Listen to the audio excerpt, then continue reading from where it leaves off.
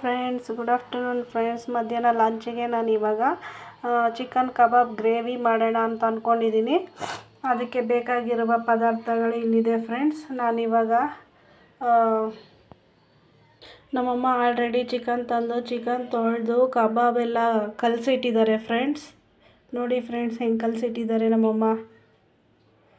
ಇದು 1.5 kg ಇರೋದ್ರಿಂದ ನಮ್ಮಮ್ಮ ಈ ಪಾತ್ರೆಯಲ್ಲಿ ಹಾಕಿ ಕಲಸಿಟ್ಟಿದ್ದಾರೆ ಫ್ರೆಂಡ್ಸ್. ಇವಾಗ ಇದನ್ನೆಲ್ಲ ನಾವು ಗ್ರೈಂಡ್ ಮಾಡ್ಕೋಬೇಕು ಫ್ರೆಂಡ್ಸ್. ಚಿಕ್ಕ ತೆಂಗಿನಕಾಯಿ ಬರುತ್ತಲ್ಲ, ಅದರಲ್ಲಿ ಅರ್ಧ ಹೋಳು ಹಾಕ್ಕೊಂಡಿದ್ದೀನಿ ಫ್ರೆಂಡ್ಸ್. ಇದು ತೆಂಗಿನಕಾಯಿ ಮತ್ತು 5ರಿಂದ 6 ಟೊಮೊಟೊ ಹಾಕ್ಕೊಂಡಿದ್ದೀನಿ. ಸ್ವಲ್ಪ ಫ್ಲೇವರ್ಗೋಸ್ಕರ 2 ಏನು ಹೇಳ್ತಾರೆ ಪುದೀನ ಎಲೆ ಅದು ಹಾಕ್ಕೊಂಡಿದ್ದೀನಿ. ಸ್ವಲ್ಪ ಕೊತ್ತಂಬರಿ ಸೊಪ್ಪು ಇಟ್ಕೊಂಡಿದ್ದೀನಿ ಫ್ರೆಂಡ್ಸ್. ಒಂದು 5 ಪೀಸು ಹಸಿಮೆಣ್ಸಿನ್ಕಾಯಿ ಮತ್ತು ಲವಂಗ, ಜೀರಿಗೆ ಸ್ವಲ್ಪ ಮೆಣಸು ಇಟ್ಕೊಂಡಿದ್ದೀನಿ ಫ್ರೆಂಡ್ಸ್. ಮತ್ತು ಗರಂ ಮಸಾಲ, ಮೆಣಸಿನ್ಕಾಯಿ ಪೌಡರು ಮತ್ತು ಚಿಕನ್ ಮಸಾಲ 3 ಮಿಕ್ಸ್ ಮಾಡಿ ಇಟ್ಕೊಂಡಿದ್ದೀನಿ. ನಮ್ಮ ಮನೇಲಿ ಮಿಲ್ಕ್ ಮೇಡ್ ಇಲ್ಲ ಫ್ರೆಂಡ್ಸ್, ಅದರಿಂದ ಸ್ವಲ್ಪ ಹಾಲು ಇಟ್ಕೊಂಡಿದ್ದೀನಿ. ಅದಕ್ಕೆ ಗ್ರೇವಿಗೆ ಹಾಕೋದಕ್ಕೆ ಅಂತಲೇ ಚೆನ್ನಾಗಿ ಬರುತ್ತೆ ಫ್ರೆಂಡ್ಸ್. ನೀವು ಟ್ರೈ ಮಾಡಿ ಫ್ರೆಂಡ್ಸ್. ನೋಡಿ ಫ್ರೆಂಡ್ಸ್, ಇವಾಗ ಇದೆಲ್ಲ ನುಣ್ಣಗಾಗಿದೆ. ಮತ್ತು ಇವಾಗ ನಾವು ಈರುಳ್ಳಿ ಕಟ್ ಮಾಡ್ಕೋಬೇಕು ಫ್ರೆಂಡ್ಸ್. 1.5 ಈರುಳ್ಳಿ ಕಟ್ ಮಾಡ್ಕೋಬೇಕು ಫ್ರೆಂಡ್ಸ್. ನೋಡಿ ಫ್ರೆಂಡ್ಸ್, ಈ ಥರ ಚಿಕ್ಕದಾಗಿ ಕಟ್ ಮಾಡ್ಕೋಬೇಕು. ನೋಡಿ ಫ್ರೆಂಡ್ಸ್, ಒಲೆ ಅಂಟಿಸಿ ಬಾಣಲಿ ಇಟ್ಟಿದ್ದೀನಿ ಫ್ರೆಂಡ್ಸ್. ಈಗ ಇದಕ್ಕೆ ಇದು ಡ್ರೈ ಆದಮೇಲೆ ಎಣ್ಣೆ ಹಾಕಬೇಕು ಫ್ರೆಂಡ್ಸ್. ಎಣ್ಣೆ ನಮ್ಗೆ ಎಷ್ಟು ಬೇಕೋ ಅಷ್ಟೇ ಹಾಕೋಬೇಕು ಫ್ರೆಂಡ್ಸ್. ಇದು ವೇಸ್ಟ್ ಮಾಡೋಂಗಿಲ್ಲ, ಇದು ವೇಸ್ಟ್ ಆಗೋದು ಇಲ್ಲ. ಇದನ್ನು ಬಂದು ನಾವು ಕಬಾಬೆಲ್ಲ ಕರೆದುಬಿಟ್ಟು ಮತ್ತೆ ತಿರ್ಗಾ ಅದೇ ಗ್ರೇವಿಗೆ ಯೂಸ್ ಮಾಡ್ಕೋತೀವಿ ಫ್ರೆಂಡ್ಸ್.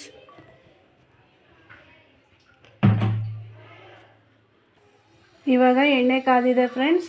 ಇದಕ್ಕೆ ಇವಾಗ ಕಬಾಬ್ ಹಾಕ್ಕೊಳ್ಳೋಣ ಫ್ರೆಂಡ್ಸ್. ಚಿಕನ್ ಪೀಸು ನೋಡಿ ಎಷ್ಟು ಚೆನ್ನಾಗಿ ಆಗ್ತಾಯಿದೆ.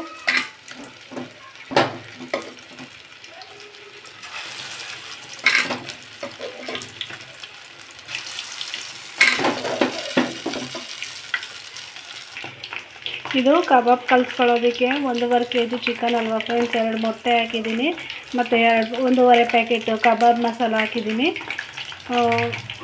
ಹಸಿಮೆಣ್ಸಿನ್ಕಾಯಿ ಪೌಡರು ಮತ್ತು ಮೇಥಿ ಅದೊಂದು ಸ್ವಲ್ಪ ಹಾಕಿದ್ದೀನಿ ಫ್ರೆಂಡ್ಸ್. ರುಚಿಗೆ ತಕ್ಕಷ್ಟು ಸ್ವಲ್ಪ ಸಾಲ್ಟ್ ಹಾಕಿದ್ದೀನಿ ಫ್ರೆಂಡ್ಸ್. ನಿಮಗೆ ಬೇಕು ಅಂದರೆ ಕಲರ್ ಹಾಕೋಬೋದು, ಇಲ್ಲಾಂದರೆ ಸ್ಕಿಪ್ ಮಾಡ್ಕೋಬೋದು ಫ್ರೆಂಡ್ಸ್. ಸ್ವಲ್ಪ ಲೈಟಾಗಿ ಒಂದೇ ಒಂದು ಚಿಟಿಕೆ ಹಾಕಬೇಕು ಫ್ರೆಂಡ್ಸ್. ಕಲರ್ಸು ಜಾಸ್ತಿ ಯೂಸ್ ಮಾಡೋಂಗಿಲ್ಲ ಅಲ್ವಾ, ಕಲರ್ ಫ್ಲೇವರ್ ಎಲ್ಲ. ನೀವು ಹಾಗೆ ಮಾಡಿದ್ರೂ ಚೆನ್ನಾಗಿರುತ್ತೆ ಫ್ರೆಂಡ್ಸ್. ತುಂಬ ಚೆನ್ನಾಗಿ ಬರ್ತಿದೆ ನೋಡಿ, ಎಷ್ಟು ಚೆನ್ನಾಗಿ ಬರ್ತಾಯಿದೆ. ಇದೇ ನಾವು ಜಾಸ್ತಿ ಬೇಯಬೇಕು ಅಂತ ಏನಿಲ್ಲ ಫ್ರೆಂಡ್ಸ್. ಗ್ರೇವಿಯಲ್ಲೇ ಚೆನ್ನಾಗಿ ಬೆಂದ್ಕೊಳ್ಳುತ್ತೆ ಫ್ರೆಂಡ್ಸ್. ಇವಾಗ ಬೆಂದಿದೆ ಫ್ರೆಂಡ್ಸ್. ಇಷ್ಟಿದ್ರೆ ಸಾಕು ಫ್ರೆಂಡ್ಸ್. ಯಾಕೆಂದರೆ ನಾವು ಗ್ರೇವಿಯಲ್ಲೇ ಬೇಯಿಸ್ತೀವಲ್ಲ, ಅದರಿಂದ ಇಷ್ಟಿದ್ರೆ ಸಾಕು. ಎತ್ತಿ ಸೈಡಿಗೆ ಇಟ್ಕೋಬೇಕು ಫ್ರೆಂಡ್ಸ್. ಎಷ್ಟು ಚೆನ್ನಾಗಾಗಿದೆ ನೋಡಿ ಫ್ರೆಂಡ್ಸ್. ಇಷ್ಟು ಎಣ್ಣೆ ಉಳಿದಿದೆ, ಇದನ್ನು ವೇಸ್ಟ್ ಮಾಡಲ್ಲ, ಇದನ್ನೇ ಗ್ರೇವಿಗೆ ಹಾಕ್ತೀನಿ ಫ್ರೆಂಡ್ಸ್. ಕುಕ್ಕರು ಕಾದಿದೆ. ಇವಾಗ ಇದಕ್ಕೆ ಮಿಕ್ಕಿರೋ ಎಣ್ಣೆನ ಹಾಕ್ತೀನಿ ಫ್ರೆಂಡ್ಸ್. ನೋಡಿ ಫ್ರೆಂಡ್ಸ್, ಅದು ಮಿಕ್ಕಿರೋ ಎಣ್ಣೆ ಹಾಕಿದ್ದೀನಿ. ಮತ್ತು ನಿಮ್ಗಾಗಲೇ ನಾನು ಶುಂಠಿ ಬೆಳ್ಳುಳ್ಳಿ ಪೇಸ್ಟು ತೋರಿಸಿರ್ಲಿಲ್ಲ ಅಲ್ವಾ ಫ್ರೆಂಡ್ಸ್. ಇವಾಗ ನಾನು ಹಾಕ್ತಾಯಿದ್ದೀನಿ ಶುಂಠಿ ಬೆಳ್ಳುಳ್ಳಿ ಪೇಸ್ಟು.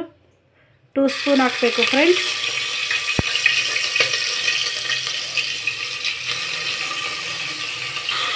ಮತ್ತು ಇದಕ್ಕೆ 1.5 ಈರುಳ್ಳಿ ಕಟ್ ಮಾಡ್ಕೊಂಡು ಇಟ್ಕೊಂಡಿದ್ನಲ್ಲ ಫ್ರೆಂಡ್ಸ್, ಅದನ್ನು ಹಾಕ್ತಾಯಿದ್ದೀನಿ.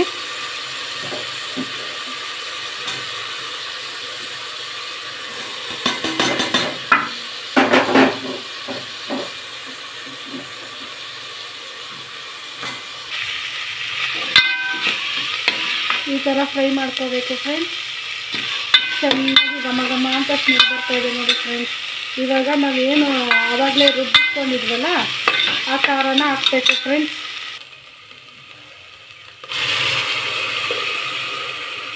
ನೋಡಿ, ಇವಾಗ ಚೆನ್ನಾಗಿ ಇದನ್ನು ಫ್ರೈ ಮಾಡಬೇಕು ಫ್ರೆಂಡ್ಸ್.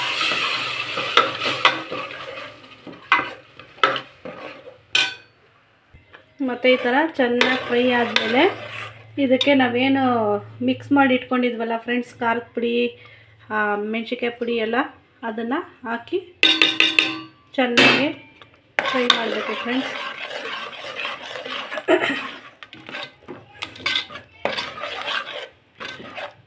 ಚೆನ್ನಾಗಿ ಈ ಥರ ಫ್ರೈ ಆಗ್ತಾಯಿದೆ ಅಂದಾಗ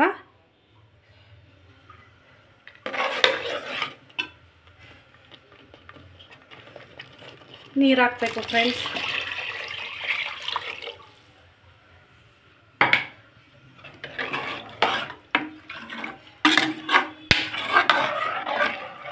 ನಮ್ಗೆ ಎಷ್ಟು ಬೇಕೋ ಅಷ್ಟು ನೀರು ಹಾಕೋಬೇಕು ಫ್ರೆಂಡ್ಸ್. ಜಾಸ್ತಿ ಗಟ್ಟಿ ಇದ್ರೂ ದೋಸೆ, ಇಡ್ಲಿ, ಚಪಾತಿ ಇಂಥದಕ್ಕೆಲ್ಲ ಆಗುತ್ತೆ ಫ್ರೆಂಡ್ಸ್, ಮುದ್ದೆಗೂ ಆಗುತ್ತೆ. ಯಾಕೆ ಅಂದರೆ ನಾವು ರೈಸು ಮಾಡೋದ್ರಿಂದ ಸ್ವಲ್ಪ ನೀರಾಗಿ ಮಾಡ್ತೀವಿ ಫ್ರೆಂಡ್ಸ್. ಯಾಕಂದರೆ ನನ್ನ ತಮ್ಮಂಗೆ ಇಷ್ಟ ಆಗಲ್ಲ ಫ್ರೆಂಡ್ಸ್, ಸ್ವಲ್ಪ ನೀರಂಗೆ ಮಾಡಬೇಕು ಫ್ರೆಂಡ್ಸ್. ನೀರು ಅಂದರೆ ಅಷ್ಟೊಂದು ಜಾಸ್ತಿನೂ ನೀರು ಹಾಕಲ್ಲ ಫ್ರೆಂಡ್ಸ್, ಲೈಟಾಗಿ ನೋಡಿ ಇಷ್ಟು ಅಷ್ಟೇ. ಇದಕ್ಕೆ ರುಚಿಗೆ ತಕ್ಕಷ್ಟು, ಇದು ಮಳ್ಳು ಬಂದಮೇಲೆ ರುಚಿಗೆ ತಕ್ಕಷ್ಟು ಉಪ್ಪು ಹಾಕಬೇಕು ಫ್ರೆಂಡ್ಸ್. ಆಮೇಲೆ ನಾವು ಚಿಕನ್ನೆಲ್ಲ ಹಾಕಬೇಕು ನೋಡಿ ಫ್ರೆಂಡ್ಸ್. ಇವಾಗ ನಾನು ಉಪ್ಪು ಹಾಕ್ತಾಯಿದ್ದೀನಿ, ರುಚಿಗೆ ತಕ್ಕಷ್ಟು ಉಪ್ಪು ಹಾಕಬೇಕು ಫ್ರೆಂಡ್ಸ್. ನೋಡಿ ಎಷ್ಟು ಚೆನ್ನಾಗಿ ಮಾಡ್ತಾಯಿದೆ ಅದು ಸಾರು.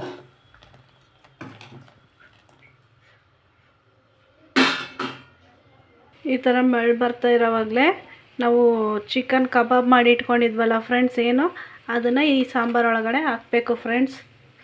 ನೀವು ಒಂದು ಸತಿ ಮಾಡಿ ನೋಡಿ ಫ್ರೆಂಡ್ಸ್, ತುಂಬ ಟೇಸ್ಟಾಗಿದೆ ಫ್ರೆಂಡ್ಸ್. ನಾನು ಇದು ಒಂದು ಸತಿ ಮಾಡಿರೋದ್ರಿಂದ ಇವಾಗ ನನಗೆ ಮಾಮೂಲಿ ಕಾಯಿ ಕಡಲೆ ಚಕ್ಕೆ ಲವಂಗ ಮಾಮೂಲಿ ಆಡಿಸಿ ಮಾಡ್ತಾರಲ್ಲ ಫ್ರೆಂಡ್ಸ್, ಆ ಥರ ನಂಗೆ ಇಷ್ಟನೇ ಆಗಲ್ಲ ಫ್ರೆಂಡ್ಸ್. ಈ ಥರ ಮಾಡಿ ತಿಂದು ನಮ್ಮ ಮನೇಲೂ ಅಷ್ಟೇ ಎಲ್ಲರಿಗೂ ಇದೇ ರೀತಿ ಇಷ್ಟನೇ ಫ್ರೆಂಡ್ಸ್. ಆ ಥರ ಯಾರೂ ತಿನ್ನೋದೇ ಇಲ್ಲ ಫ್ರೆಂಡ್ಸ್. ಇವಾಗ ನೀವು ಒಂದು ಸತಿ ಮಾಡಿ ನೋಡಿ, ನೀವು ಪದೇ ಪದೇ ಇದನ್ನೇ ಕೇಳ್ತಾ ಇರ್ತೀರ ಫ್ರೆಂಡ್ಸ್. ನೋಡಿ ಫ್ರೆಂಡ್ಸ್, ಎಲ್ಲ ಚಿಕನ್ ಎಲ್ಲ ಹಾಕಾಯಿತು. ನಾವಿವಾಗ ಏನು ಮಿಲ್ಕ್ ಇಟ್ಕೊಂಡಿದ್ವಲ್ಲ ಫ್ರೆಂಡ್ಸ್, ಅದನ್ನು ಇವಾಗ ನಾನು ಇದಕ್ಕೆ ಆ್ಯಡ್ ಮಾಡ್ತಾಯಿದ್ದೀನಿ ನೋಡಿ ಫ್ರೆಂಡ್ಸ್. ತುಂಬ ಸ್ಮೂತಾಗಿ ಟೇಸ್ಟಿಯಾಗಿ ಬರುತ್ತೆ ಫ್ರೆಂಡ್ಸ್. ನೋಡಿ ಕಲರು ಎಷ್ಟು ಚೆನ್ನಾಗಿ ಬಂದಿದೆ, ತುಂಬ ಟೇಸ್ಟಾಗಿದೆ ಫ್ರೆಂಡ್ಸ್. ವಾವ್ ಅನ್ನೋ ರೀತಿ ಇರುತ್ತೆ ಫ್ರೆಂಡ್ಸ್. ನೀವು ಒಂದು ಸತಿ ಮಾಡಿ ತಿಂದು ನೋಡಿ ಫ್ರೆಂಡ್ಸ್, ಹೇಗಿದೆ ಅಂತ ನನಗೆ ಕಮೆಂಟ್ಸಲ್ಲಿ ತಿಳಿಸಿ ಫ್ರೆಂಡ್ಸ್. ಇದೆಲ್ಲ ಸಾಂಬಾರೆಲ್ಲ ಆದಮೇಲೆ ನಾನಿವಾಗ ಇದು ಚಾಕು ಕಾಯೋಕ್ಕೆ ಏನು ಇಡ್ತಾಯಿದ್ದೀನಲ್ಲ ಫ್ರೆಂಡ್ಸ್, ಇದು ಸಾಂಬಾರೆಲ್ಲ ಆದಮೇಲೆ ಲಾಸ್ಟಲ್ಲಿ ಕಾಯಿಸಿ ಅದರೊಳಗಡೆ ಇಡಬೇಕು ಫ್ರೆಂಡ್ಸ್. ಕಾಳ್ದೋಳು ಏನೂ ಆಗೋದಿಲ್ಲ ಫ್ರೆಂಡ್ಸ್. ಇದು ನಮ್ಮಮ್ಮನ ಮಾಡಿ ಇದು ಏನು ಹೇಳ್ತಾರೆ ನಂಬಿಕೆ. ಹಾಗೆ ನಾನೊಂದು ನಿಮಗೆ ಟಿಪ್ಸ್ ಹೇಳ್ತೀನಿ ಫ್ರೆಂಡ್ಸ್. ಇವಾಗ ಹೊರಗಡೆ ಎಲ್ಲ ಹೋಗಿ ಬಂದು ಬಿಸಿಲಿಗೆ ಮುಖ ಎಲ್ಲ ಟ್ಯಾನ್ ಆಗಿದೆ ಅಂತಂದರೆ ನೀವು ಮಾಮೂಲಿ ಹಾಲು ಬರುತ್ತಲ್ಲ ಫ್ರೆಂಡ್ಸ್, ಅದು ಹಾಗೆ ಇರಬೇಕು, ಕಾಯಿಸಿರಬಾರ್ದು. ಕಾಯಿಸ್ದಿರೋ ಹಾಲನ್ನ ಸ್ವಲ್ಪ ತೊಗೊಂಡು ಸ್ವಲ್ಪ ಕಾಟನ್ ಹತ್ತಿ ಅದರಲ್ಲಿ ಸ್ವಲ್ಪ ಹಾಲು ತೊಗೊಂಡು ಹಜ್ಜಿಬಿಟ್ಟು ಮುಖಕ್ಕೆಲ್ಲ ಪೂರ್ತಿ ಕ್ಲೆನ್ಸ್ ಮಾಡಿದ್ರೆ ನಿಮಗೆ ಒಂದೇ ದಿನದಲ್ಲಿ ನಿಮಗೆ ಗೊತ್ತಾಗುತ್ತೆ ಫ್ರೆಂಡ್ಸ್. ನೀವು ಅದೇ ರೀತಿ ಕಂಟಿನ್ಯೂಸ್ ಆಗಿ ಒಂದು 2 ದಿನ 3 ದಿನ ಮಾಡಿದ್ರೆ ನಿಮಗೆ ಆ ರಿಸಲ್ಟ್ ಗೊತ್ತಾಗುತ್ತೆ ಫ್ರೆಂಡ್ಸ್. ಈಗ ನೋಡಿ ಫ್ರೆಂಡ್ಸ್, ಕಾಯಿಸಿರೋ ಚಾಕುನ ಈ ಥರ 3 ಸುತ್ತು ಬಿಟ್ಟು ಈ ಥರ ಹಾಕಬೇಕು ಫ್ರೆಂಡ್ಸ್. 3 ಸತಿ ನೋಡಿ ಎಷ್ಟು ಚೆನ್ನಾಗಿ ಬರ್ತಾಯಿದೆ. ಅಷ್ಟೇ ಫ್ರೆಂಡ್ಸ್, ಎಷ್ಟು ಸೂಪರಾಗಿ ಬಂದಿದೆ ಸಾಂಬಾರು. ನೀವು ಮಾಡಿ ನೋಡಿ ಫ್ರೆಂಡ್ಸ್.